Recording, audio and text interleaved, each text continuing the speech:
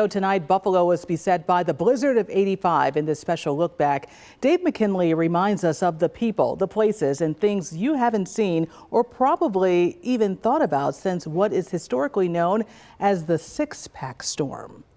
The night before it hit, and using the technology available at the time, forecasters knew we were in for something, at least enough to send folks running to Bell's to collect the same sorts of staples we might seek today in advance of a storm, and other items for things you might not have had for a while. We came to get some AA batteries. Our cassette player wore out. Residents were getting ready for something tonight. The question is, what? Turns out, we had no idea. By 10:30 this morning, Buffalo police had barricaded the Skyway and the Father Baker Bridge. Quite truthfully, it's a nightmare. That's what it is.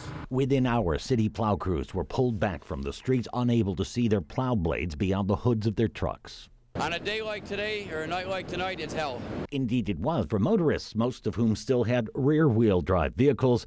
And while Dad may have gamely made it through the snow in the family station wagon, others were not so fortunate. The blizzard conditions turned a usually busy downtown Buffalo into a barren, frozen wasteland. With plow crews confined to their cots at the Broadway barns, stranded motorists sought shelter wherever they could.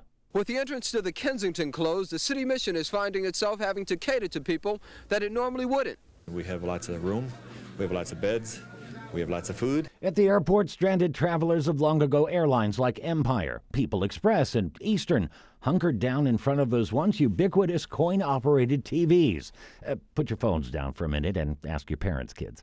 The Deputy Streets Commissioner says this storm is even worse than the blizzard of 77. Historians might dispute that, but experts say give the blizzard of 85 its due. Oh, 100%. Oh, why?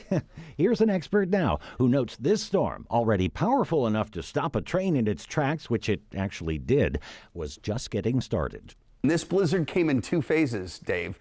The second one stronger than the first. Sending folks back to the stores to buy whatever they could with scrounged up quarters, back when you could still buy something for a quarter, and air travelers now grounded for 4 days to sleep on mattresses made of newspapers. But above all, the storm is remembered most for a quip by the chief Buffalonian in charge, Mayor Jimmy Griffin, who advised residents to grab a six-pack, stay inside, and watch a good football game.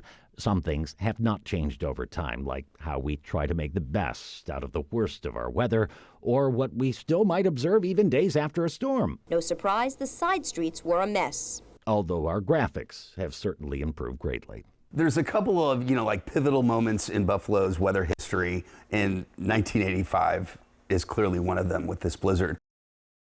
The six-pack storm brought 50-mile-per-hour winds on top of single-degree temperatures and 33 inches of snow. It is 1-2 punch, Claudine. Where were you? I sound like my dad. I walked 2.5 miles through this blizzard to get to work at WBEN Radio. Wow. You were in high school, weren't you? You're right about that. Over on Clinton Street and not far from downtown Buffalo. Probably trying to go to Bell's or Super Duper. Super duper. Getting batteries for the Walkman. Oh, God, remember that. Ooh, the Walkman. I love it. Right. Thank you for bringing us that. Okay. The six-pack storm. Yeah. All right.